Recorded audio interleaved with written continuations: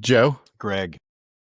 I often come to you for movie recommendations. Is that correct? Yeah, in general life, you know, moral. Joe is Joe is a man of much that he can give. I'm your North Star.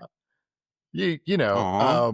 I the other day I was thinking, man, I really want to watch a movie that said, hey, what if a murder mystery, Cold War politics, skateboard tricks, and maybe a Pizza Hut truck all shared the screen together?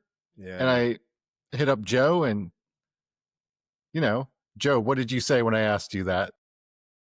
Said Greg, Hell yeah. I think it's time to gleam the cube. Gleam the cube, bro. 1989 All right. is gleaming the cube. 1989, Gleaming the Cube, baby.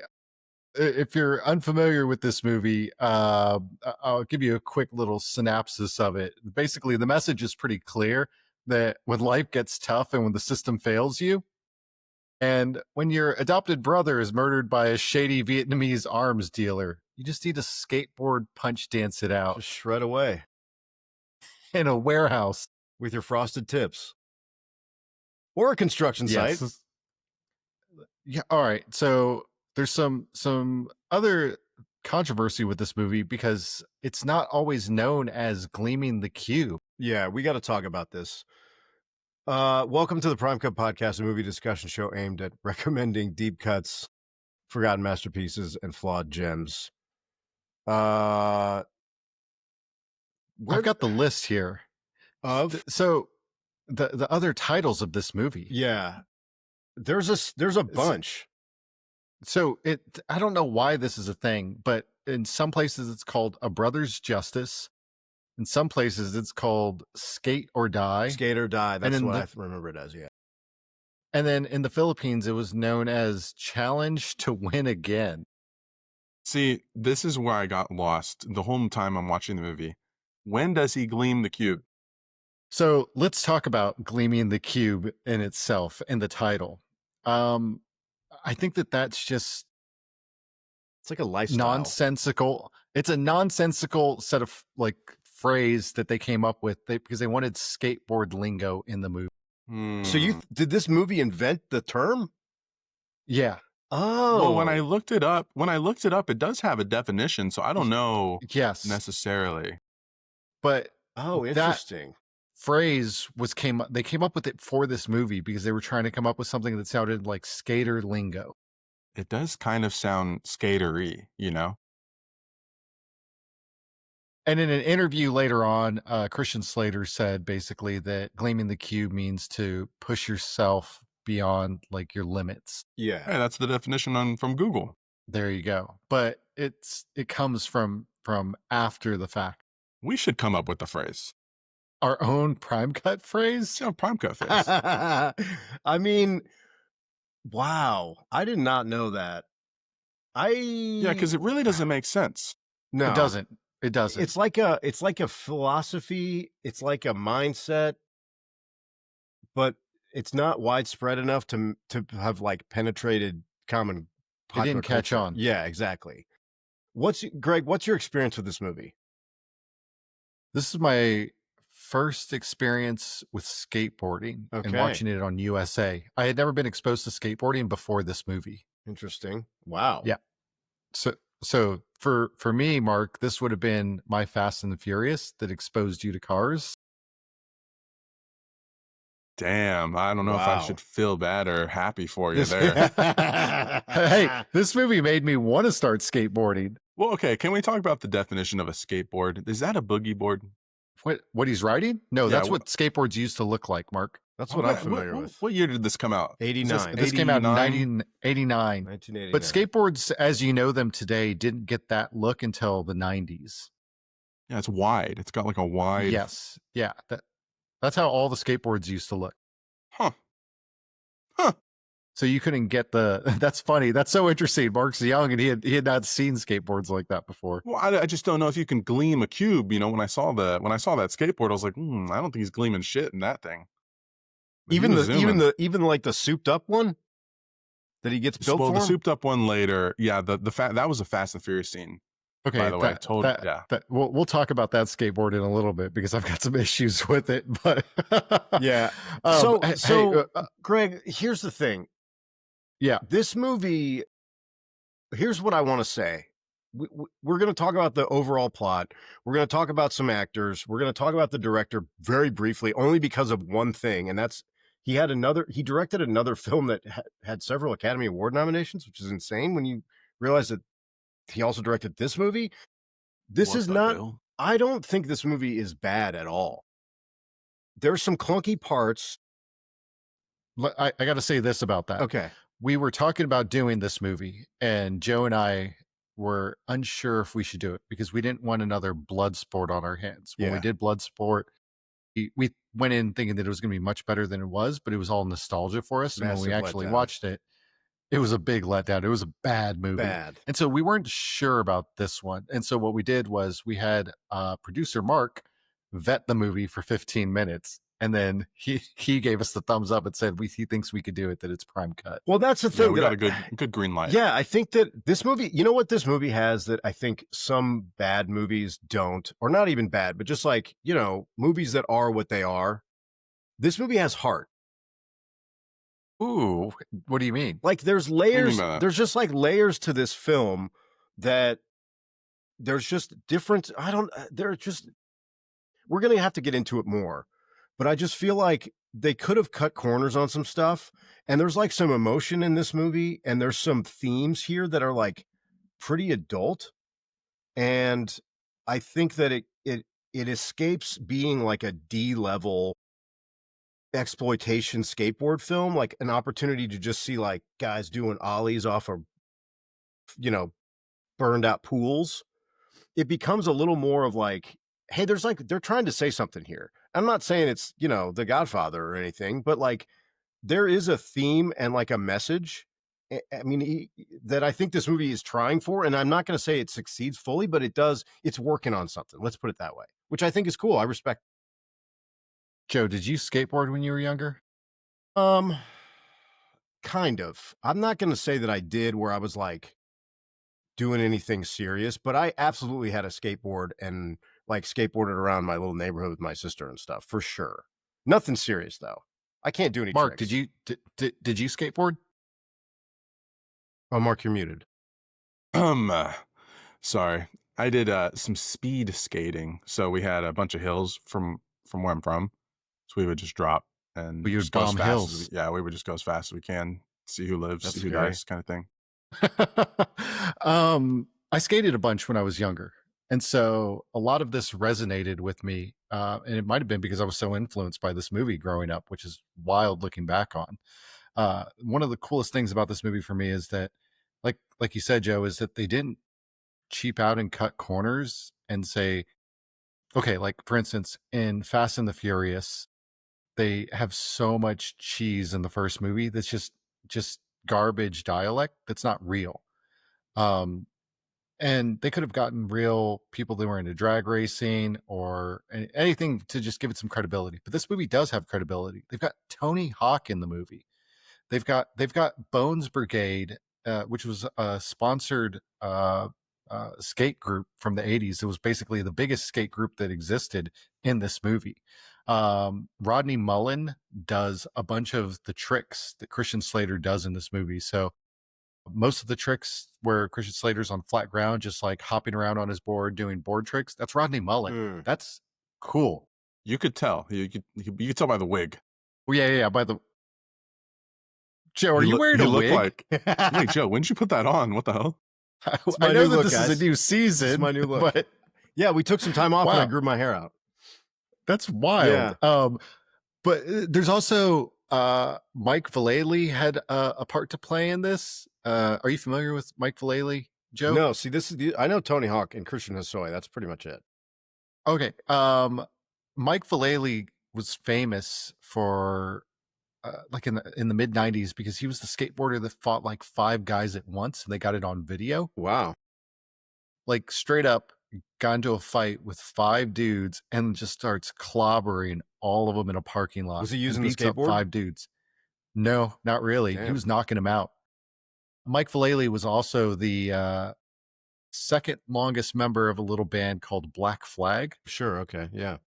as the singer, which that band is a little bit of a joke right now. Jeez, I don't know if dude. you've seen who the members Yeah, are. they're like 18 years old. You got It's teenagers to ridiculous. play in And the they're still band. called Black Flag. It's criminal. But anyway, Yeah. go on. Anyway, so this movie had a lot of credibility with stuff like that, and there's so many Easter eggs and so many little nods to the culture of '80s skateboarding. I mean, the music that they're listening to is the Dickies. They're listening to, uh, I mean, like he's got a Suicidal Tendencies hat. I But saw yeah, man. a Megadeth Megadeth shirt, T-shirt. The P sells. He's got a Cramp shirt. Cramps. He on the back of his denim jacket, it's spray painted with the band Crass. He's got a Metallica patch, and there's like a DRI poster in it. Tons of stuff like that in this. Yeah. There's so many things in it that are just of that culture. Okay, there's an even deeper cut in here that I have to mention. One of the first skateboarding movies that was ever made is a movie called Animal Chin, which was basically Bones Brigade. They had like this fictional movie where they were chasing down someone called Animal Chin. Okay. Producer Mark is looking it up right now. I need to clear this before we go any further here. So it's a fictional movie, and Christian Slater is in it, and Christian Slater is awesome in it. Tony Hawk actually was like the least impressive one of the group at the time. He was a bit younger, but there's a fake band that's in the movie, and that song makes a cameo in this movie. No shit. So when Christian Slater goes to his bedroom and he puts on his headphones and he's listening to a song, that's the song from the movie Animal Chin. Oh, dude, wow. I tried Googling that song. I had I couldn't find anything on it. Like, that's what it is. Wow. Yeah. It's a really deep cut. I mean, you could be into skateboarding, but if you weren't into skateboarding way back then this just predates us, you know? So there's a lot of deep cuts that are very cool that give it some legitimacy that I really enjoyed. Yeah, and I think so I like that viewpoint, because to me, this movie could have just been that, where it's just like, hey, it's these kind of like, I don't know, 16 to 18-year-olds skating around, and it's just kind of got the authenticity of the skate world with some underground music of the time, but at the same time there's not really much depth to it, and it almost was just like a highlight movie. And this movie is like not that. It is, there's some depth to this movie, and it's kind of interesting. One of the things that I think this movie does really well, or it fits into a lane, is 80s films where they put kids in very perilous, dangerous situations, like adult situations. And this is one of them. I mean, let's just hit on the basic plot really quickly before we go into kind of a short list of other movies that are like this. This movie is set in Southern California in the late 80s. Christian Slater plays Brian Kelly, who's the main character. He has two parents who are pretty supportive, honestly. And Very. yeah, like I liked that angle. Anyway, his parents have adopted a Vietnamese kid who he has grown up with. It's roughly his age. This kid is very smart, works for like a group that is sending medical supplies back to the Republic of Vietnam. And he finds some error in like shipping container logs and pricing, and he kind of starts to do an investigation, and he is killed. And so Brian basically tries to figure out who killed his brother and why, and that's the movie. But that's just, that tagline is like pretty heavy when you think about it. Like the kid, his brother is killed in this movie. And there's this isn't a light movie. Right. It's a heavy. It's not like, oh, I can't wait to watch Gleaming the Cube. It's like heavy it's gonna be themes. super fun. Right. Yeah, it's not fun. Which is crazy, because I feel like there are other movies in this time period for maybe 10 or 15 years where like, and I can think of 3 other movies that are like this, where it's like kids that are in like serious life and death situations, and the movie takes them seriously. The first one I thought of was War Games. Oh, Yeah, global Matthew Broderick. thermonuclear war. Yeah, Matthew Broderick. He plays like a kind of a hacker kid who basically like I love that movie. It's a great movie, but he like inadvertently breaks into the NSA and like kind of starts World War III for like a couple of days. It starts doing like the DEFCON countdown. Yeah. So that was one.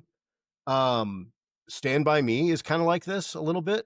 Ooh, yeah. Good You one. know, yeah, we're good dealing one. with like kids and crime and dead bodies and stuff. And you're like, holy shit, what's going on with these kids? Summer of Rape Brower. Exactly. And the third one I had is, I don't know, this is a little bit of a deep cut. I don't know if you guys have seen this. Cloak and Dagger.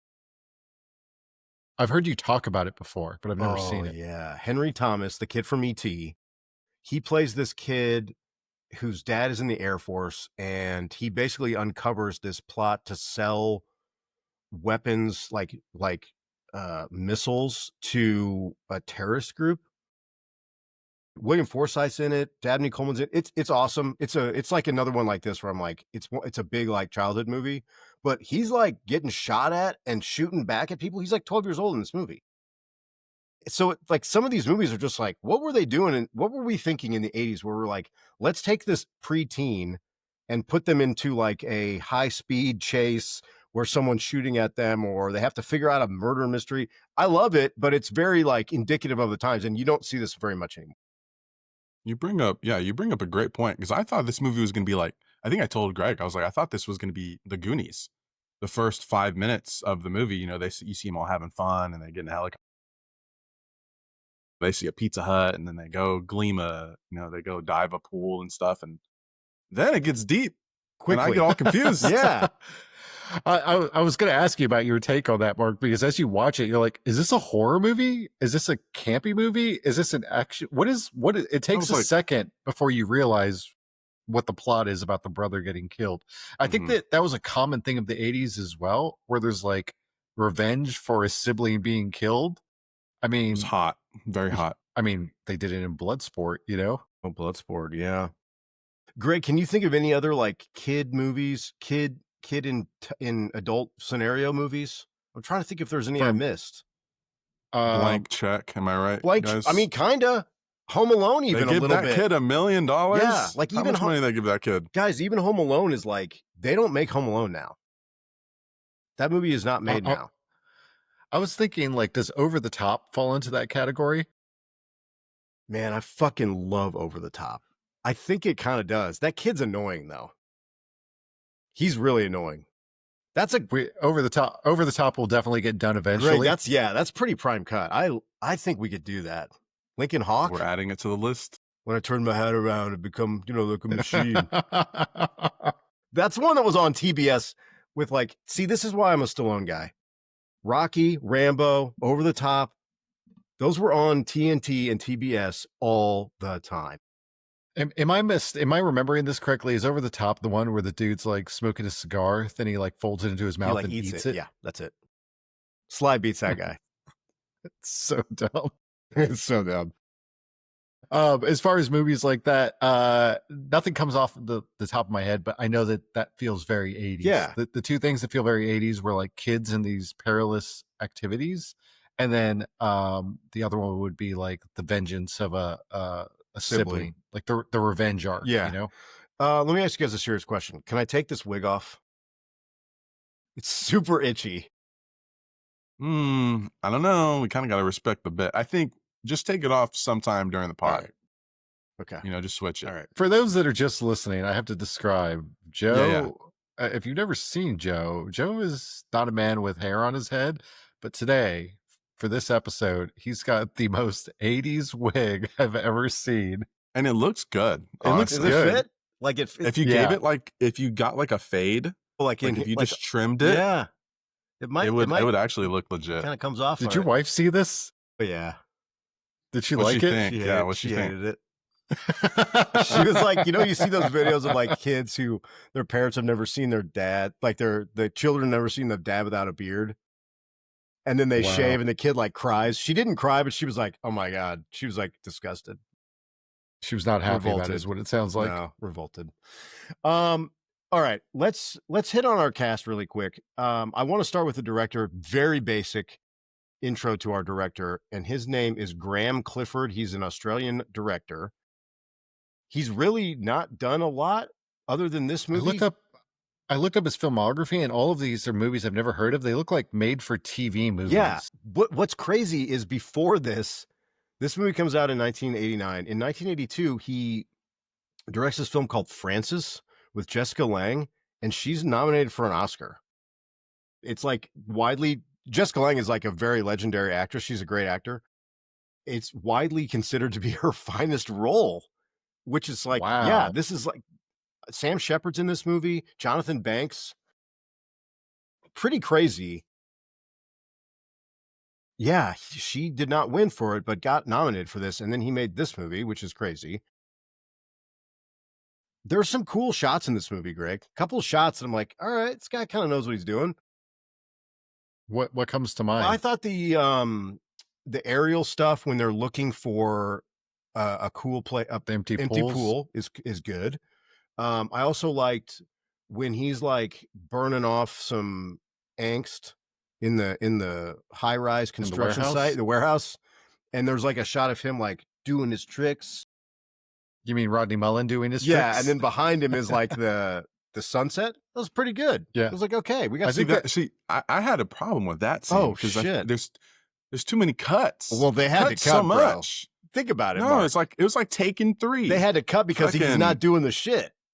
It's just too many was a lot of cuts. Yeah, I'm with you. So Christian Slater did not know how to skateboard before this movie.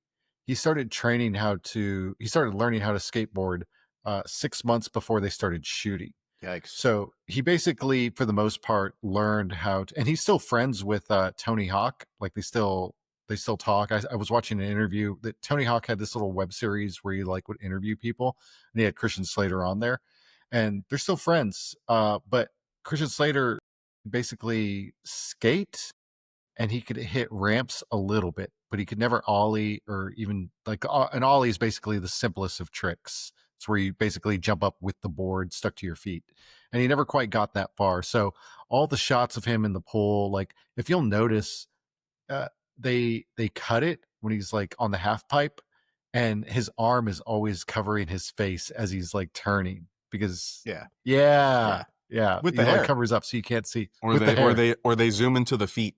Yeah, they zoom in on the feet. He takes a curb feet. You know, and for the time being, a lot of those tricks had never been seen before. Like that was like, you know, Rodney Mullen's special stuff. So that was kind of like an original skate video that people would watch. Well, and I think it's also like, this is going to come as no surprise, but like without the internet, there really was no way for you to see this unless you were in that area, in that scene. Like if you grew up anywhere outside of where this was being done, how are you going to get exposure to this? So in the 90s, what we would do is we would buy skate videos on VHS. 411 was the main one that we would buy. And we would get skate videos of all these different people around the country that this magazine would put clips together of. And that's how you would learn new tricks, learn about new things. You'd be like, what? You could do that? I didn't even know that was a thing. Yeah, Thrasher there was a skater. Yeah, wasn't there another magazine, or was it just Thrasher? I think Thrasher was the big one. Thrasher is super popular though. Biggest one. Now you see everybody wearing the Thrasher gear. People wear that like even if they don't skate, they wear the it's become like an iconic thing, kind of like the Misfits logo. Yeah. It's taken on a life of its own. No, when I was younger and I started getting into skateboarding, I would get those magazines. I swear there's a different one. Sure there is. Tell us in the comments. Yeah, drop it in the comments. Let us know. I'm sure there is. And they would highlight new skateboarders, and they would talk, and that's how I would find out about skateboarders, and then I'd go out and buy Tony Hawk, you know. Well, and Jackass guys, the Jackass guys were all skateboarders. Yeah. CKY was the originator. Exactly. Yeah. Mm-hmm. Yeah, you didn't have social media. You had to actually go out and look for people to be inspired from. It wasn't just shoved down your throat nonstop. So Christian Slater at this time, I'm trying to think, what has he been in before this movie? Dude, he looks so cool. He does look cool. Mark likes his style in this movie. Style is good. Dude, he was fitted up. Mhm. Like, you go to school, if there's there's no young people listening to this, but if you watch this movie and you go to school fitted like Slater is, you're going to be the coolest guy on campus. I'll tell you that. Everyone's going to talk about you. I mean, the big movie So, that he does before this one is Heathers, probably. He does that in, he did, Jesus, 2, 4, he did 5 movies in 1989. One of those is What Heathers. movies? Heathers, Desperate for Love, Beyond the Stars, The Wizard, and Gleaming the Cube. When did he do Young Guns? Young Guns, he was only in Young Guns 2. That's in 1989. Or I'm sorry, 1990, the year Okay. after. Oh, okay. The Name of the Rose, I guess, was kind of like a big movie for him, but he was like kind of the young actor for a couple years here. And I think Young Guns, Robin Hood, Prince of Thieves is a movie that I remember him very fondly in. That's in 1991. Puffs, bad movie. Mobsters, bad movie. That's in 91 and 92. Broken Arrow? Broken Arrow's 96. But 93 is really True Romance, where it's like he's like controlling. He's like, the movie's made because of him. He's the star, big budget. And then it's just kind of, he has a hard time for a little bit. Mind you, he has 143 acting credits under his name. He's still pumping out work. He was in Original Sin, Joe, as Dexter's dad. Oh, the Dexter show. Dexter. Okay.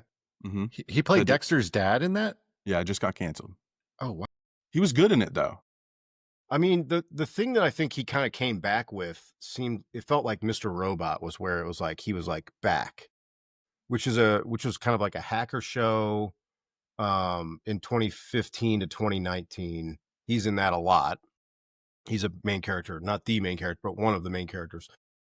It seemed like he really had it going, and he never quite fulfilled his potential. I know Paul is a huge Slater guy,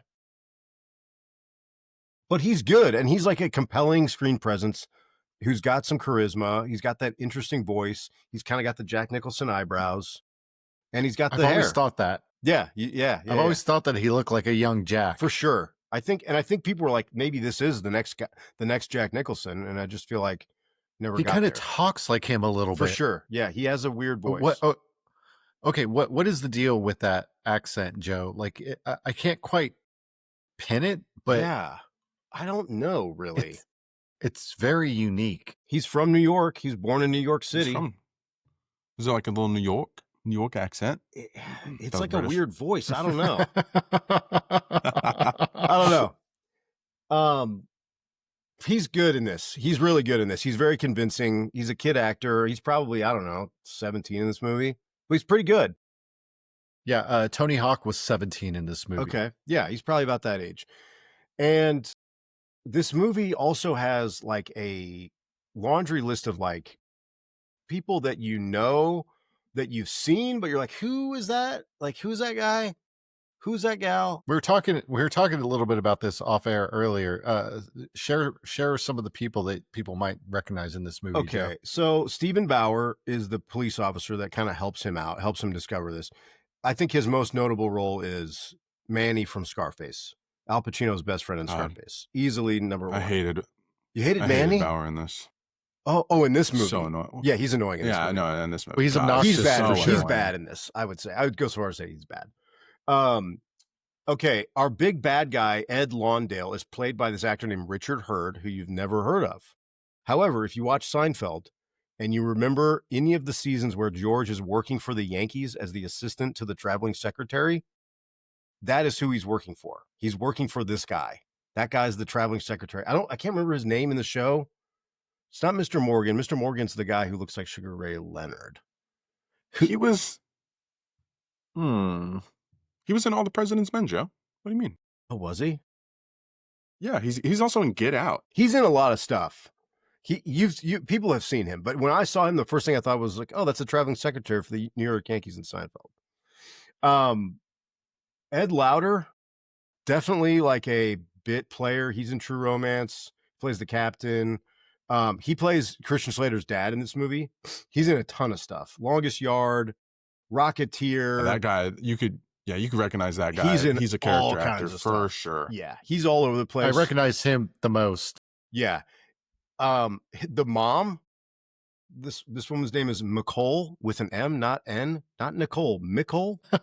Why would they complicate it so much to add an? Yeah, Nicole Mercurio. I know her as Jesse Pinkman's mom from Breaking Bad. I immediately recognized her. How sure are you about that, Joe? I feel like it's not. I think. Are you saying it's not her? Are you like on a percentage? I mean, I was like 100% positive. I'm looking now and she's not in it. You're right. It's not her. Shit. I was like, she passed in like 2016, man. Dude, I was positive. I don't even know if she was there, bro. She's in a lot of stuff. She's in The Client. Oh man, I definitely thought that was her. All right, it's not her. We might have to cut this part out. This is why I'm here. No, this is why I'm here. The other I'm guy, doing my job. The other guy that I know is this guy who plays his buddy Yabo. He's in a bunch of shit. Max Perlich is his name. He's in like a bunch of 90s stuff. Gleaming the Cube, Drugstore Cowboy, Rush, The Butcher's Wife, Cliffhanger, Maverick, Beautiful Girls, Homeward Bound 2, Blow. He's in a lot of things. Anyway, so this movie has like no real notable actors, but there's a bunch of people you're like, I've seen that person somewhere. Where have I seen them? When they're in a bunch of stuff. And I mean, we've kind of given you the plot. One of the things I think we should talk about, Greg, is how serious this movie wants you to take what's happening. And I think it conveys that well. I can't believe that it should not. This movie was a flop, by the way. It was. It cost $10 million to make, and it flopped so bad at the theaters. But it grew into cult status, and I think that was strictly because of the replays on cable TV all the time. Yeah. Realistically, though, how did this movie cost $10 million to make? That's a good question. I think a lot of it, it's got to be because of the locations where they filmed this stuff. They filmed it all on location. That's the only thing I can think of. And that's one thing I'll give this movie credit. Well, I mean, there's a few things I'll give this movie credit to. This sounded harsh, not being that harsh. The respect that they gave to the Vietnamese culture, I think we'll probably talk about that for sure. Discuss the plot. Yeah, but they respected it in a way that I wasn't expecting them to do that. I thought this was going to be like a goofy little movie. No, man, the themes behind the Vietnamese culture and the locations, you could tell that there was a level of respect that they took where there wasn't any like tomfoolery where, well, he does skate through a pool hall. When I was like, that's probably a little disrespectful. But other than that, I think they took time and they probably had a liaison, someone to set the scenes, set the costume design, everything. I thought that was cool. Certainly. Maybe that cost $10 million. Yeah. I mean, I don't know. I think you're right about $10 million in the 80s. That's a lot of fucking seems money. like a lot. But I mean, they filmed at John Wayne Airport. Like that, they were clearly there. Which that seems the guy mind-blowing. that was. Oh yeah, the opening scene, they're on the tarmac, skating, just like on the which runways. Is crazy to me. And you're like, you can't even get within like 5 miles of an airport without going through security. So the guy that they brought in a professional skater to help teach Christian Slater how to skate, and that guy was paid $500 a day. Damn. That's a good gig. $500 a day just to teach Christian Slater how to skate. Wow. Okay. Yeah, which, by the way, I quickly picked up that Christian Slater was left-handed because of the way that he was skating goofy-footed. Oh, interesting. Sorry, Joe. Yeah, I'm lefty, so yeah. Greg, I think Mark hit on something. I almost think, well, I don't know. Should we get into the Vietnamese angle of this movie? Because it's very heavy, and I didn't think that it was going to be on this rewatch. I haven't seen this movie in 25 years, probably. I probably haven't seen it in just as long, if not longer, which is why we had to have Mark vet the movie. Right. Let us know if we could do it. Yeah. What would you like to say about it? Well, I just think that, so I think some of this is, if you're going to watch this movie right now, I do think that you need to either listen to us, of course, follow, like, and subscribe, Prime Cut Podcast, prime_cut_podcast, the Prime Cut Hashtag Podcast not at gmail.com. shameless. My God, I just got hit by a commercial. Hashtag shameless. Hashtag ad. But I think it's important to understand maybe some of the nuance of the fallout or the I don't know, kind of the ripple effect of the Vietnamese War, even to this point in, obviously we're not even talking about what it did and what it has continued to do to Vietnam and the people that are from there and that live there, and that their country is forever changed. Obviously, there's still unexploded ordnance all over that country that kills people every day, probably, which is a tragedy. But it's important because I think this movie came out during a time when it was understood how this impacted the film's plot. And so I think we should touch on it a little bit because it does feel like something that you might be like, why is this a thing? I don't get it. So after Vietnam, the Vietnam War really stretches for probably almost over 10 years. And it culminates in about 1975 with the fall of Saigon, which is the capital of South Vietnam. South Vietnam is the country is basically split in two: North Vietnam, which is communist and supported by the Communist Party, and South Vietnam, which is backed by the United States. The United States pulls out of Vietnam, leaving South Vietnam, and all of the Vietnamese people that were being supported by them, government officials, people in the military, basically just kind of has to leave. The United States does. And so there was a huge influx of people that came to the United States as immigrants that were South Vietnamese because they had to leave because their side lost, basically. And so I think that that's probably part of like the fabric of this movie, because it's understood that Vin, which is Slater's adopted brother, was basically adopted because of that, because of the Vietnamese War ending. And then you kind of have this whole backdrop of Colonel Track, who was a South Vietnamese colonel who's clearly still engaged in like funding and helping to support the South Vietnamese cause, even though the war has concluded. So I think we should talk about it because, Mark, I think you're right. Like, there's a ton of this where it's like, this isn't played for like stunts. It's not like, oh, you'll figure it out. It's like, we're going to talk about it. It's going to be a big part of the movie. Even at Vin's funeral, there's like a Buddhist priest there, a Buddhist monk there, along with a Catholic priest. They have some like ornamentation that's very Vietnamese. I just think I really did like that it was very respectful and like interested in talking about it, which again, it's kind of shocking because you're like, I'm pleasantly surprised that they went to this length to make this like as authentic as it They seemed. didn't Like, have to. exactly. They could have just made this a skateboarding movie. And instead they're like, no, this is like going to be, we're going to have this murder mystery, but it's going to be like a real thing where it's like this adopted brother. And then there's this whole thing with like this dissident group that's trying to send money and arms back to South Vietnam. Didn't have to do any of that, but it does add layers to this movie that I think enhance it. And there's a way for them to do it cheesy. For sure. You've seen a lot of movies probably do it cheesy, where it's like almost kind of disrespectful. The way that they did it is great. Yeah. Greg, you were going to say something? Yeah, I was going to jump into the plot a little bit here with the brother. So he like Joe said at the beginning of the movie, we talked about, he kind of discovers that there's like some shady business going on. So the Vietnamese brother starts inspecting a warehouse, and as he's looking around the warehouse, he gets caught by our main baddie. They take him to a hotel room, and they start basically interrogating him, asking him who he's working for, because they expect it to be so much bigger than just this high school kid. He's just like a kid who's good at math who realized that the books were wrong. That the books were wrong, yeah. But this was so strange to me. I was wondering if one of you could make sense of it. Part of the way that they're like torturing him is they take a towel and they soak it in water and then wrap it around his neck to choke him. Yeah. But why do they need to soak it in water?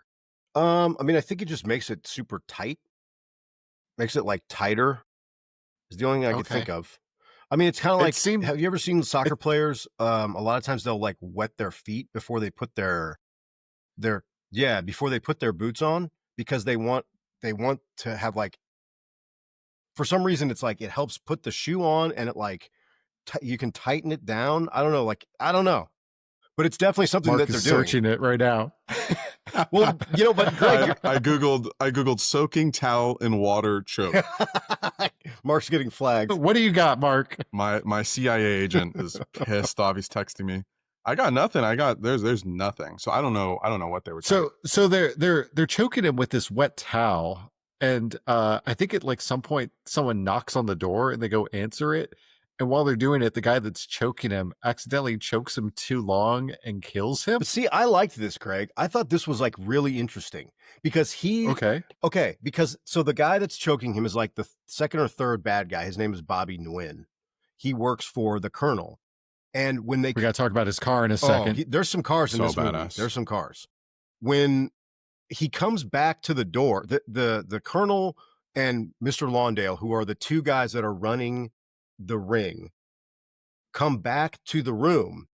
Bobby's like, I've never seen this before. He's like, this has been done to me and I didn't die. Like, he's like, it's like an accident.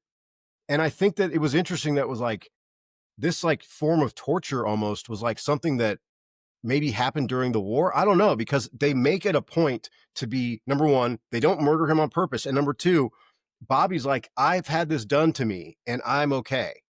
Like, I thought that was really interesting that they put that in. I'm going to say this movie's got a body count of 3, and all 3 of them are accidental kills. Very true. Yeah. They're all accidental What is this kills. movie? Is this movie rated PG? Probably. I saw on IMDb on the FAQ they gave it MA. Interesting. Okay. Anyway, I mean, there is blood in it. Yeah, there's blood because Bobby takes a.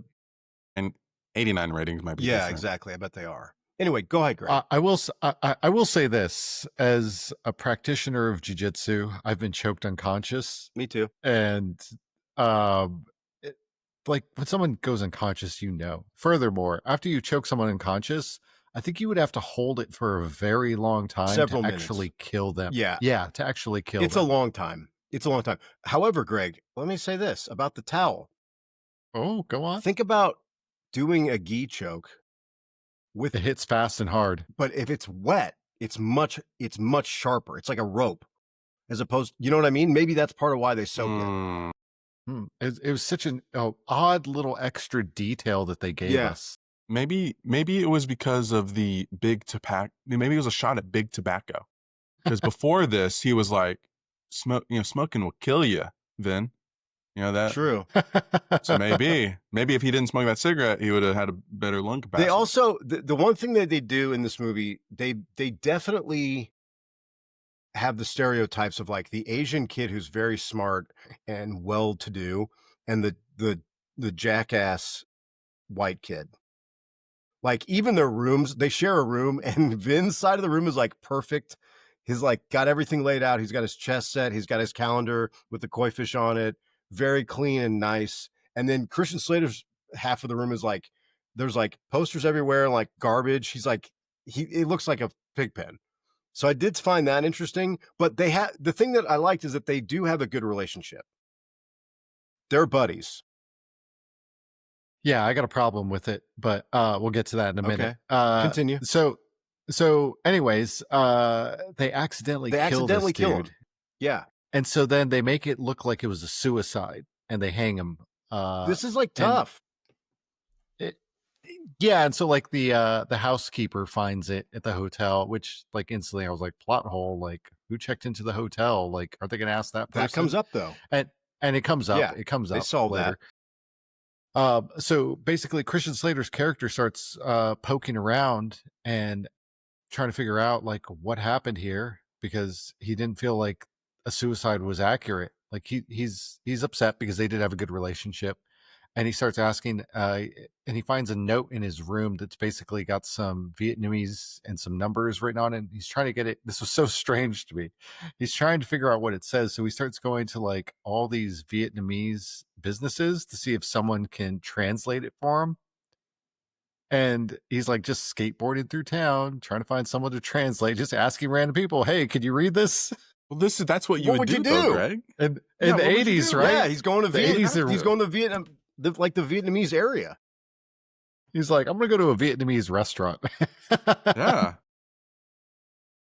Well, at one point he accidentally he asks a guy, and the guy starts translating and tells him it's like medical supplies. He shows it to another guy. The guy's like, "Oh yeah, yeah." And then they call over a third guy, and the third guy is one of our baddies, the one that Bobby Nguyen. I think it's the one that the one that killed his brother. Yeah. And so he starts following him around in this black Lincoln Continental. Craig, it just What? hit Did you- me. Oh, I think Bobby Nguyen, the actor, I think he's one of the three storms in Big Trouble you in need to Little look that China. up. I'm on it. Okay. All right. Come back to us, Mark. I think he's one of the. I think he's one of them. You know what? Looking at him, he looked familiar, but I couldn't place it. Yes, I'm almost positive he is. Peter Kwong. Yeah, he was Rain. He was Rain. Oh, hell yeah! Fuck yeah! Wow. All right, that makes He's up also for in the Golden Child. That makes up for the Yeah, Breaking he's in a lot. Bad mom. Yeah. All right. Yeah. Yes. Come on. So, anyways, I wanted to talk about this car because this car is so cool. Bobby Nguyen's car. It's got because Slater like jumps in the back and he's like doing his little investigative stuff, basically following him around. Go on. I love how they make Bobby out to be such a bad guy. Like instantly, Slater looks under the seat and there's like a knife and a gun. Yeah. The tiniest gun, Yeah. the smallest knife. What is he doing with that? Yeah. Which you think? Here's the thing. This is obviously a choice because they could have just had Bobby cold-bloodedly kill Vin, but they don't. They make it an accident. So it's almost like they're like, we got to make him bad though. Because you kind of feel bad for Bobby. I mean, obviously you don't feel bad. Oh, for sure. He didn't want to kill this kid. He meets up with the other bad guys and he's basically telling them like, hey, this kid's looking around, and they get into a fight because Bobby starts asking for money because he wants to leave. And they get into a scuffle because Bobby pulls out a gun and then Bobby gets shot. Accidentally. Two for two on on accidental kills. Deaths. Yeah. Accidental deaths. It was a cool scene too, because Slater's in the hiding in the back seat of the car. He looks up, the music's going, he doesn't really know what's going on, and then boom. Yeah, it was cool, Mark, because it's playing like 50s pop songs in Vietnamese in the car. Yeah. The car radio is playing that, and Slater's like looking in the rear view mirror. Deck. Yeah. It is like a pretty good scene. Greg, you want to talk about the car? Go for it. Man, I almost bought one of those when I was living in Kansas City. That was so badass. Give me a big body Continental, dude. That thing's Suicide doors, right? Yeah, because the back door doesn't open similar to the front one. It opens the opposite way. So when you open both doors, you get this huge view. Like if you open all four doors, like you'll see clean through that whole vehicle. It's unique. It's unique to that old it's a big car, man. That car is hard as nails. All metal too. Yeah. Did you see the way it took that turn, dude? The fucking front fender almost hit the street. The thing is banging. It's a boat for sure. But and it was they make them in convertible versions too, which is even crazier. It looked like that one was a convertible, right? It looked like trunk popped up. Yeah. The way they filmed that trunk scene was weird. Like they zoomed in on the flipping the switch. Yeah, what was the deal? Like that was so not important. Well, I think they were trying to like give you the sense that like he's almost going to get caught. What if he looks into the car? Is what I thought of it. Because you're right. Like there was a lot of attention paid to those details. I'm like, that was like a 10-point shot of him doing the boop and then doof, body and then boop. It's so unnecessary. It was unnecessary, but cool. Maybe just like the car. So that would have been me if I basically this leads to Christian Slater like trying to get to know his brother's now ex-girlfriend, who's also Colonel Track's daughter. Well, 1 second. One flaw. How the hell did he know where he was? Dude, he just gets out. So everyone leaves, right? He's in the middle of a cornfield. Who knows how long he just runs. He just like hops out of the car. He's like, oh, all right. And they showed him running. They showed the back of him running for like kind of a while. Did you notice that? Dude, how do you even know where you fair, are? very fair. You were hiding in the back seat of a car while it was being driven Because then around. the next And scene is him bringing the police there and being like, he was here. Yeah, I saw this he murder. backtracked. You never Unreal. find that again. You're right. Hell no. Good call. I would be stuck. Good call. This is your issue with the movie. Of all the things that I thought this movie would have issues with, this was not on my list. Yeah, because I was like, dude, leave him the car keys at least. Give him a way out. He did run for a long time, and they show it. He had to run. The back of him running, which I thought was funny. And of course, by the time he comes back, he's like, hey, there's a lot of shit that happened here. Car's gone. Cops are like, come on, kid. Blood. Yeah, cops are like, no way. Yeah, they don't believe him. Steven Bauer doesn't believe him. Who's Steven Bauer? Bad performance. So fucking annoying. He's bad in Just this. constantly flicking ears the whole time in this movie. He sucks in this movie. I'm like, do your job. Do your job. How do you have that job? What are you, like the fucking babysitter, dude? Are you the camp counselor or are you the policeman? Well, what pissed me off is like, is this a red herring? Right. Or is he a bad guy? Why does he not give a shit? Right. Yeah. And then at one point in the movie, he's like, I'm the only one who's ever listened to you. Blah, blah. I'm like, were you? Really? Oh, it pissed me off. Didn't like him. Couldn't care. So he tries to. This didn't sit well with me. You don't date your dead brother's girlfriend. Whoa, well, but Greg, he's trying to get in with her so he can understand. Yeah, I agree. The job. Yeah, he's got this is his only lead. Yeah. But she says that her father will never let him or let her date American boys and yada yada. So he cleans up. This was a good scene. He ditches the earring. Yeah. He cuts his hair. Yeah. He washes it. He ditches the skate clothes, and then he shows up on a suit. He puts on a suit. How about him carrying a briefcase to school? Yes, he shows up to school with a briefcase. Yeah. What is he doing? Dude, I liked that every single person on the school lot was like, "Oh my god." Like literally call 911. Every kid was like, "Brian, what happened?" So he clearly has made quite an impression at school. Yeah, and his friends are like, "Oh, he even rides a bicycle to school." Yeah, he ditches the board. Which is wild. That's crazy. But he did it for the job. Yeah, he's doing the work. He's putting in the work. So he basically ends up getting invited over to this girl's house and on a date. And basically he is using that to just snoop through her dad's office. And so he starts snooping through. He steals a lighter. He steals an LA Rams cap, which, by the way, the Rams in the 80s were part of LA. They went to St. Louis. And then in 2016, they went back to LA. Yeah. So that hat was actually relevant to now. And that was like Eric Dickerson years when they were in the 80s, the Rams. Cool hat. Yeah. I would have stolen that hat also. Well, he's stealing it. He's going to plant evidence because he knows that Colonel Track's involved. I would have just stolen it though. Just to wear. That would have been. Yeah, I would have worn it to school the next day. Fitted.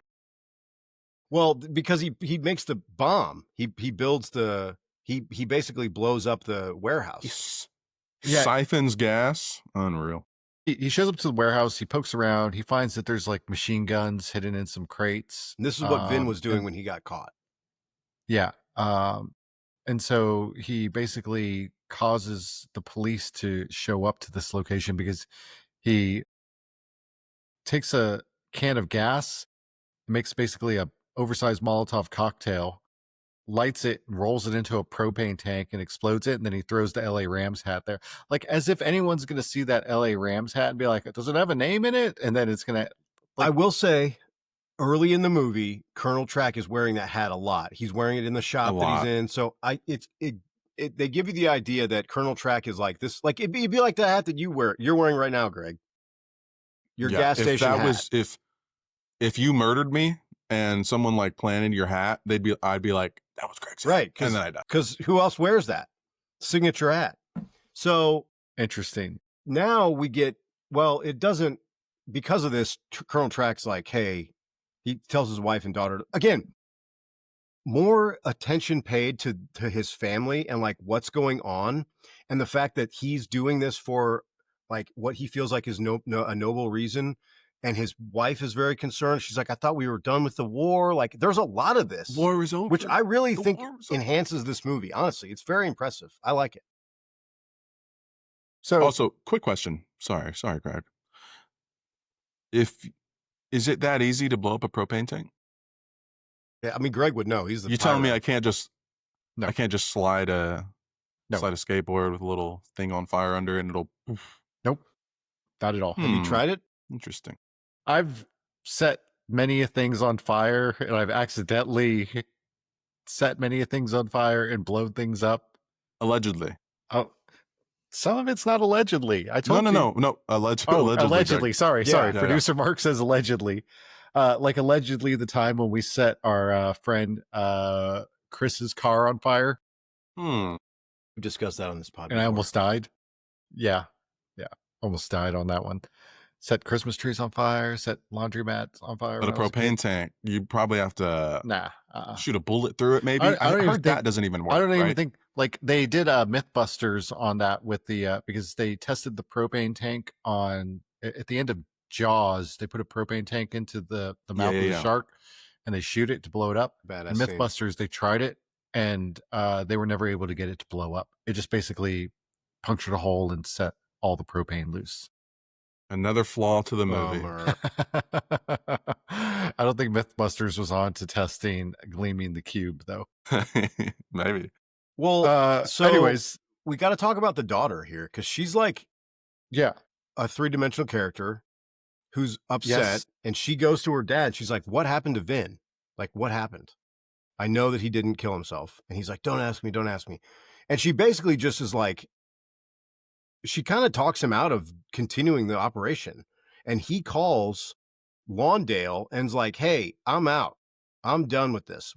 This has already gotten out of control. We're not doing this anymore." Which what's Lawndale's motivation here? I never got this. He's just like super money. I mean, is it a money thing? I took it that he was definitely a veteran of Vietnam.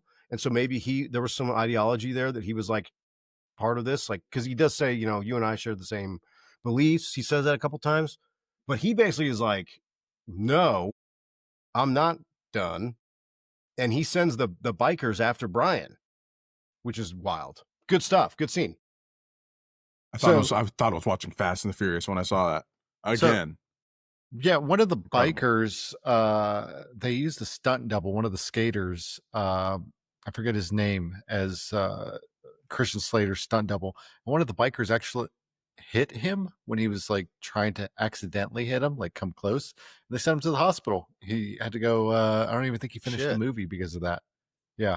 So, well, that scene was cool though. We basically get, that scene's good. It's like a good chase scene. They capture a couple of bikers, and they admit it's Lawndale that's doing this. Then we get the new board build, which, can we talk really quickly about the bomb shelter hangout that his buddy has? Yes. So sick, this is one of the coolest parts of the movie. Greg, take it away. Okay.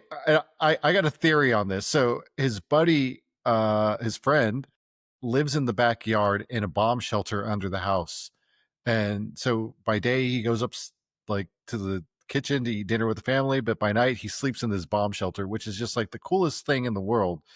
And I think part of that is because we were immersed with Teenage Mutant Ninja Turtles culture and wanting to live in a sewer. And basically that's what it felt like. Yeah. And just like he's got it's like his own little clubhouse, basically. The family has a pool. Yeah.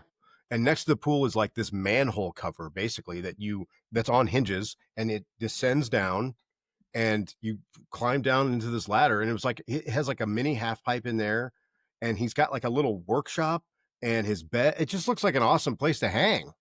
Like, I didn't even know this was a thing. I've never seen this before. I wouldn't mind having one of those now. Right. Exactly.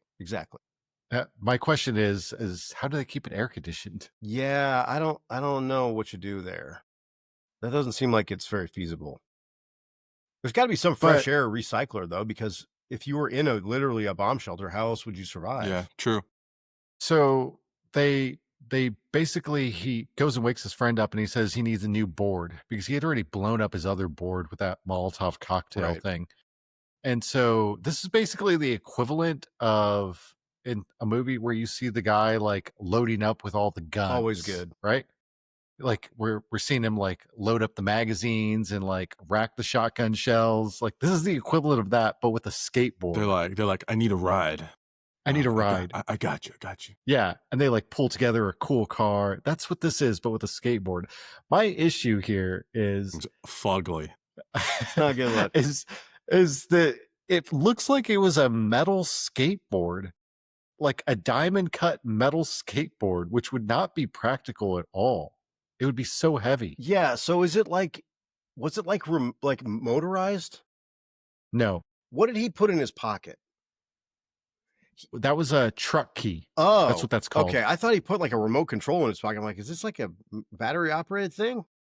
No, so like he's about to put some wheels on, and he's like, no, the black ones. He's basically saying that he needs them for speed. He's like, okay. So he puts on and he was like, make the trucks really tight, and the trucks are basically like the axle of the skateboard. Right. And so he like tightens them down. And the thing he puts in his pocket, that's a truck key, so that you can tighten the trucks if you need to, or loosen them, or you could like pop the wheel off or whatever. But it's a multifaceted tool that he uses to like jumpstart a car, or yeah, he does use that later. Later to like break into break the ignition column. Yeah. Uh-huh. I mean, that part was cool. That was cool. I do think that like we don't really get why he's building the board the way he's building it. Not yet. No. And he starts calling his friends. They wake up Tony Hawk and they say like, hey, do you still have keys to the truck? He's like, yeah. That's like Tony Hawk's one speaking line in the whole movie. Yeah. Hey, there's a cool little Easter egg there in the background of Tony Hawk's room. He's got the Tony Hawk logo Bones skateboard on the wall. That's cool. I noticed during the opening scene when they finally get the guy to take him up in the little in the airplane. Yeah, they put one of the stickers they put on the window is a Tony Hawk sticker. Tony Hawk sticker, cool. Which is like it's like a multiverse issue here because Tony Hawk is in the movie. So like at this point in time, Tony Hawk is a kid, but he's like a professional, I guess. Yeah, he was professional. He was already part of the Bones Brigade. So he's got like his own stuff. Yeah. Okay. So he wasn't the biggest skater at the time. Like Rodney Mullen and Christian Slater were probably bigger, but Tony Hawk got the role here. And longevity. Christian Slater was in prison, I think, by the time this came out. Yeah. What movie was he in? Was he in Rad? No, he was in Thrashin', wasn't he? Yeah, I think so. With Josh Brolin. Something like that. Christian Slater probably would have been the biggest. Like he probably would have been Tony Hawk. Like if he hadn't gone to prison, because he was doing all the big drugs. I think he was like caught with like a kilo of cocaine or something. I don't know. Yeah, something crazy. He was around the same age as these guys, right? He was a little bit older. Okay. Tony Hawk was a little bit younger than these guys, but so that's why he was a little better. But he would do the Air Christ, where he would like go up the half pipe and like hold his arms open. He would get so much more air than all the other guys. Yeah. So he was the man. He's still around. He's still skating, I think. Still around, still skating. Yeah. Okay. Found a fun fact. Yeah. I found the final skateboard, the custom one. Oh yeah. What do you got on it? Well, someone was selling it on Etsy for $450. It looks one. It looks pretty cool. I don't know if it's the actual. It's probably a replica. It says one of a kind, Gleaming the Cube skateboard. It's the only one I could find on Google. But yeah, it looks like someone was remaking it with the actual the metal grating. Wow. Yeah, they were selling it for $450. It sold like 315 times. Wow. So a lot of people love that movie. skateboard. Apparently, that skateboard's a little bit iconic because it looked so unusual compared to even all the other ones of that time. All right, so I think that this kind of gets us set up for like the last, like, I don't know, 15, 20 minutes of the movie. Yeah. In my opinion, this is probably the best part of the whole movie. Yeah. Because they finally come together, Greg. Yes. So they're all waiting for a phone call from Christian Slater to tell them like where to meet. So they're all like, they get all the guys together. They're like throwing tennis balls at windows. Come on, we got to go. And they're all waiting outside the Pizza Hut. And basically Christian Slater starts like staking out the house of the general, and he sees the bad guy in there with a gun. Mm-hmm. And he takes his skateboard and he crashes through the glass, and we get our third accidental kill. I know. Unfortunately, Colonel Track doesn't make it. He gets shot. Yes. So he gets shot. And the way he dies was so dramatic. Dude, the wife is like screaming. It was terrible. But he was like, Imagine how much they've been through, you know, guys. Sure. They've been through a lot. And to die like that, Like you made it out of You the survived fucking the war. war? Yeah. You get shot in your you own home. you die accidentally Terrible. in your home. Terrible. I would. Greg's laughing, Mark. horrible. Greg's laughing. I'd be wherever. I'd be like shaking my head. God It's tough. damn it.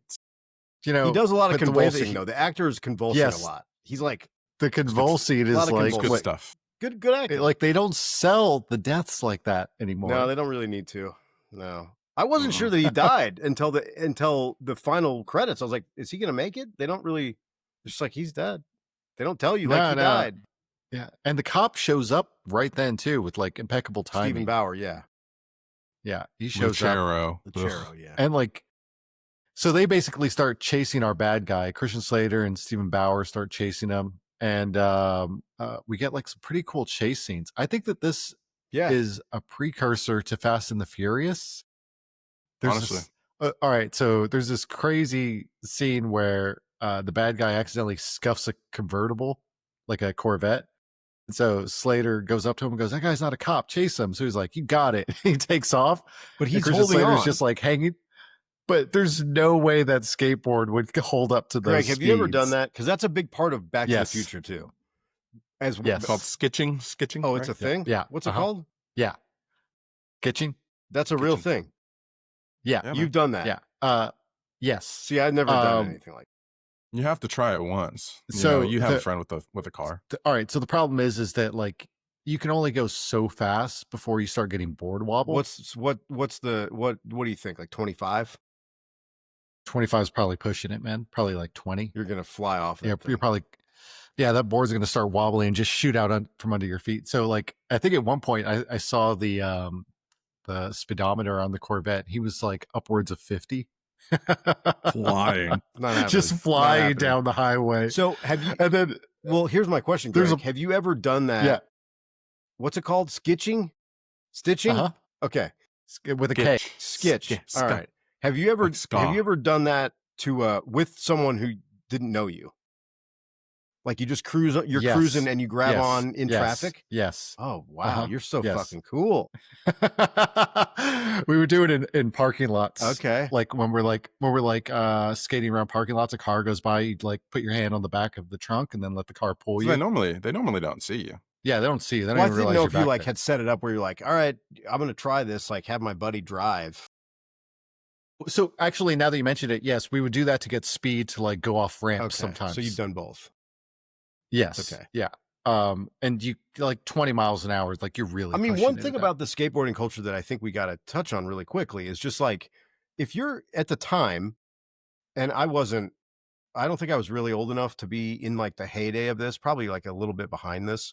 But if you were a kid who can't drive a car, Yes, this was my car. this is, and they do show that in this where he's literally using this as like his mode of transportation. Like when he's Yeah. going around doing his investigative work, he's skating there. I mean, that's how he gets places. So they do make sure that that's like part of this, which I think is cool. That was very accurate because anywhere I went, my skateboard was my car. Right. That was my vehicle. Yeah, exactly. That's how I got everywhere I wanted to go. Right. So yeah, that was accurate. It was cool.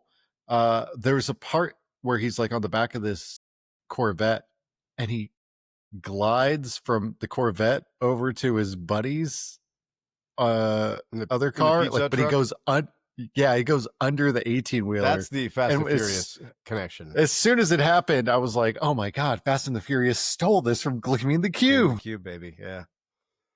Yeah. So, I mean, that part was cool. And then we get a really cool scene where like all the skaters are coming over a hill and Tony Hawk is driving the truck. That's cool. Yeah. And all the skate. I sent you a picture. Did you see that email I sent you, Joe? Yeah. And it's got like all the people, all the pro skaters listed on there. That were a part of it. I'll see if I can pull it up here in a second. But Tony Hawk was driving it, but they also needed one more person to be skating. So they got a stunt double to drive the truck so Tony Hawk could be the one skating back there as well. And in this scene, Tony Hawk actually ate gravel at the bottom, and it's not filmed obviously, but he scraped his arm, and like to this day he still talks about this giant scar on the inside of his elbow where he went like Pete Rose on the cement and just like cut himself. But on that scene, I'll just throw out some names of some of the people that were out there. So Chris Borse, Tony Hawk, Tommy Guerrero, Lance Mountain, Natus Kappas, Max Perlich, Mike McGill. Mike McGill is one of the people that was doing a lot of the stunts in this movie, and then Stacy Peralta. I know Stacy Peralta. I know that name. Stacy Peralta is basically the originator of Pal Peralta, Bones Brigade. Yeah. You know, so they had all of them in there as like doing some cameo work, which was pretty cool. But yeah, Tony Hawk basically playing chicken with the bad guy, and you get like the camera zoomed in on his eyes. Yeah. Well, it ends with him like Brian does the flying skateboard attack, which he already did to the window.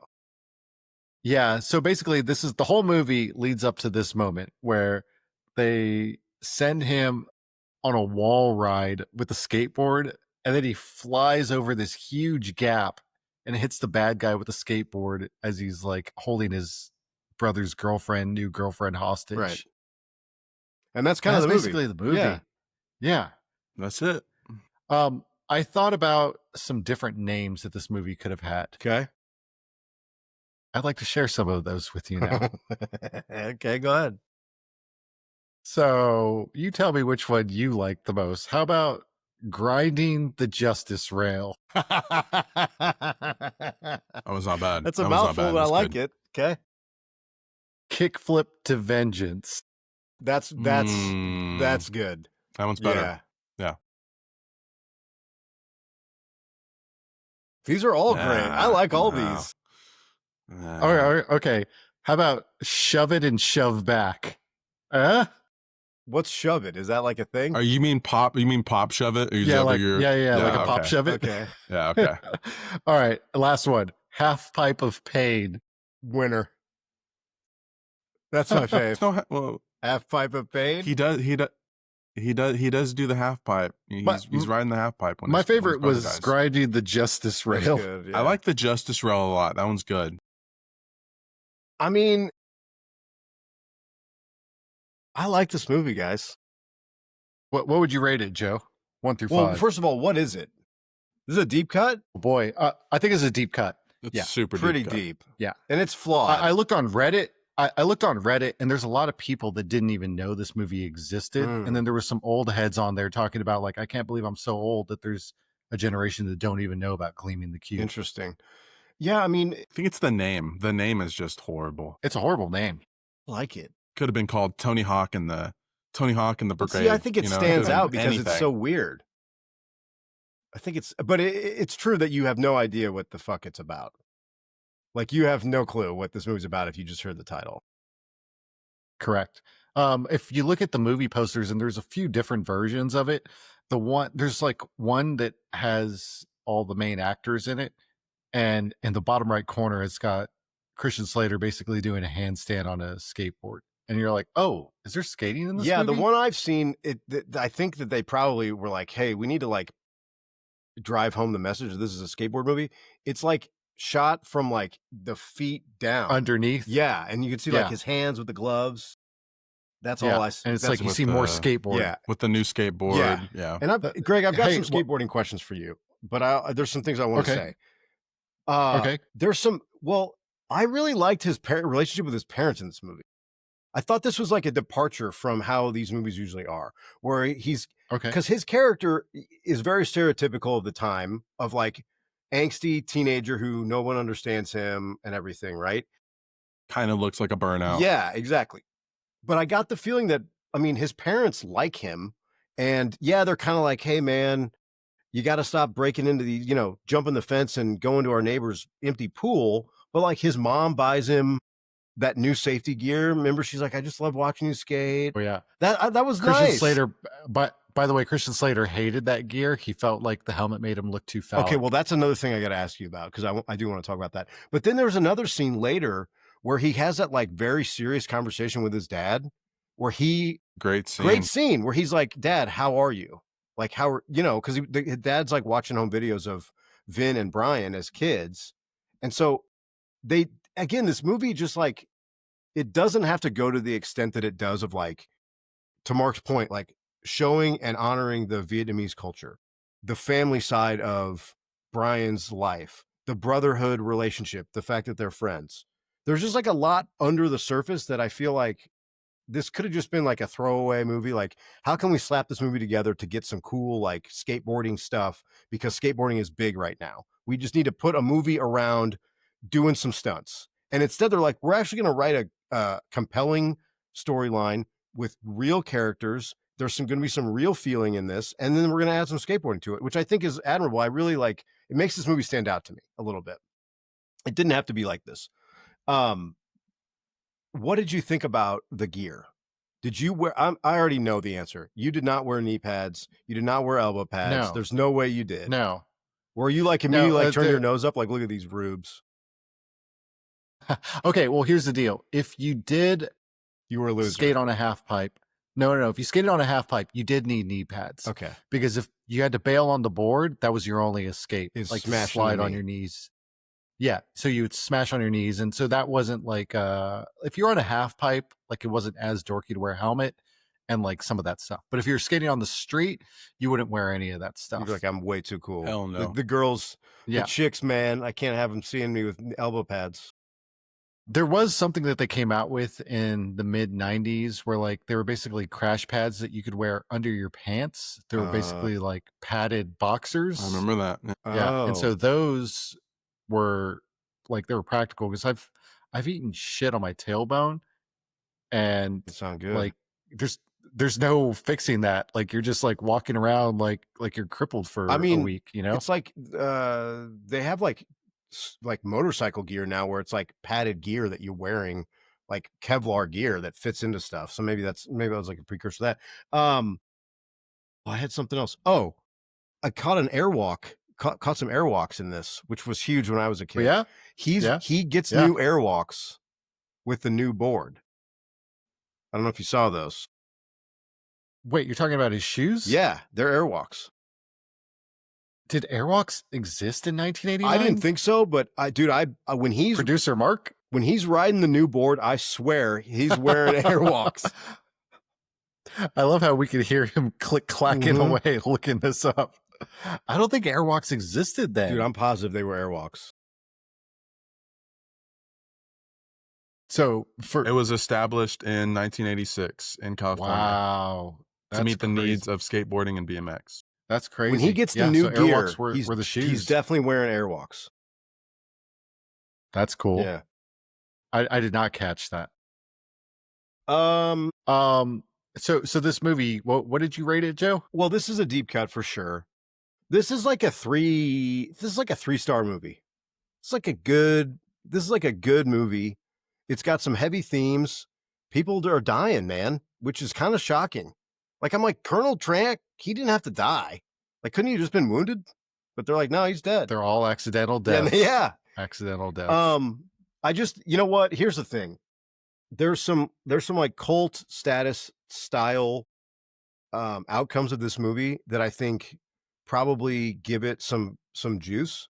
But for me, watching this now after having not seen it for a really long time, the depth of the storyline and the characters makes me like it and respect it more because they were really trying to be like on the level with this stuff. And I just feel like it was unnecessary, but it enhanced the movie. That's how I feel about it. Yeah. Producer Mark? Yeah, I'm with Joe on this one. I'd give it an easy. It's like an easy 3. I think it was missing a couple things, and that is the extended cast. I do wish there were more like little just group shenanigans. You get like 2 or 3 scenes where they're skateboarding together. You want And them to they're drink kind of- Coronas together, don't you? Well, no, and they're riffing around, and they're having a good time. They're kids. In this movie, you almost forget that Slater's a fucking child, Yeah. pretty much. There is one I think this is only the only joke scene of the movie But when his brother dies, his brother, you know, when he goes to the hotel and he talks to the housekeeper who was the one that found his brother, he like pulls up. She's the one cleaning the rooms. She goes, "Hey, I'm looking for the housekeeper who's you know saw the kid die, who walked in." And she was like, "Well, that was me. You know, why do you care?" He was all, "Well, that was my brother." She's like, do you think I'm blind or stupid? Yeah, I was yeah, like, yeah. damn, that was a good That was one. good. Because so and that was probably like the only joke that they used between this very contrast of themes between the American culture and the Vietnamese culture. That's the entire movie, literally. The entire movie is this contrast, the Vietnam War. They think that the world's going to end in 30 years. So he's like, oh, fuck, I'll be a crash out. I think it did a good job, and it didn't need to, but um, I think that was cool. I give it more respect there. I don't know if this is a rewatch for me, to be completely honest. I would probably watch Brink. You know, this was Well, that I was gonna say, like, what other movies have they made about skating since this? What do we got? I brought up mid Mid-90s. '90s to Joe, which was Jonah Hill's directorial debut. Awesome movie. Um, there's Brink, but that was rollerblading. I think there's more rollerblading movies than fucking skate. Yeah, The only what thing was I the other one? Thrashing. Airborne. Thrashing and Airborne. Airborne. Those are like the only movies I know of, really. Yeah, what? This seems like an untapped market for more movies. Yeah. Although now I feel like all those kids are riding those motorized bicycles. Have you seen those? You sound like such a boomer. Well, those damn kids riding around my neighborhood. But I mean, I see them motorized everywhere. Joe. They're like little Scooters. motorbikes, but they're pedaling on them. I don't know. Greg, what do Yeah, you? this is good. What'd you give this, I think Mark? take it from us. Yeah, take it from us. I'll give it a 3. Take it from us. I think it's a good watch. Yeah, To just like hit you itch that nostalgia bug. I think that's little. a great So way I'm to put it. curious. That's good. So this is probably one of Christian Slater's best roles, which is crazy to say, Damn, that's strong. in my opinion. Wow. Yeah. But I will say this: like, I give this movie, I'm right there with you guys. I give this movie a 3, so that's 3s across the board. But Easy 3. sometimes I give a movie a 3, and I'm like, it wasn't great. I'll give it a 3. But this one, I'm like, it's like a good 3, if that makes sense. So it's kind of like every now and then you want to get Totino's oven pizza. It's not good, but it is kind of good. Yeah. I know he's got like 2 or 3 Totinos right now. Well, and the thing is, you know, like his to freezer. your point, Greg, this movie, I just feel like doesn't need to do what it does, and that's what gives it a little extra. It just doesn't need to be this good. Colonel Track doesn't need to have a backstory, really. You could just be the bad guy. But we get like his wife and his daughter and the push-pull there and his allegiances to his homeland and how he feels about having had to leave and being defeated in war. Like, there's a lot to this where you're just like, why do they even put this in here? And it's good. It's like, do this more often, people. Make movies that have like multifaceted characters. It's interesting. It's almost a drama. Very much so. Yeah. Yeah. It's like a thriller. It's an action movie. It's a drama. If you were born It's in not a the comedy. 80s or the early 90s, this is to Mark's point. I think this is worth a watch for the nostalgia alone. Just to be like, oh my gosh, look at these stonewashed jeans. Oh my God. The Pizza Hut truck? Pizza Hut. Yeah, for sure. The Pizza Hut. Yeah. Man, Like, it made me want to order Pizza Hut real Love bad. Pizza That Hut. truck has got like a Pizza Hut cap on the cabin. Dude, and Awesome. it's almost bigger than the whole damn truck. Right. It's great. And you know what? This movie's free on Amazon Prime. Free. Yeah. Free. So, What do we got 3s across next, the boys? board. What's well, next? for here's the us? thing. I don't think we know what's next. We've got a list of movies. We'll rap about them, spit them out, and we'll get back to you guys. The Prime Cut Podcast at gmail.com. Shout out Joe's blonde wig. Yeah. Um, I took it. It's over there. it's Joe's like, oh, we got to do a sign off, right? Yeah, get your Sign notes off. out, Joe. Give my notes. Anyways, Prime Cut Podcast. My name is Greg. I hate pretty much everything. Thanks for listening. He didn't hate this though. I hate most things. It If you listen listeners, if you listen real close, you can hear him flipping through the pages. Here it is. I'm Joe, and I'm here to recommend the movies you should see. There we go. And I'm Mark. I'm keeping us from getting canceled every year. Season, what is this? Season 5? Season 5? Season 6? Season 5? 6? 7? Season 6? We don't even know where we are. Season 6. Season 6, baby. We haven't been canceled yet. We almost got canceled for Greg's felonious burning of stuff, but Mark, you saved him from that today, so. I did. You're keeping I did. that salary He's about going. to catch a RICO case. Yeah. All right, team. Right. Enjoy. Check out Gleaming the Cube. It's free.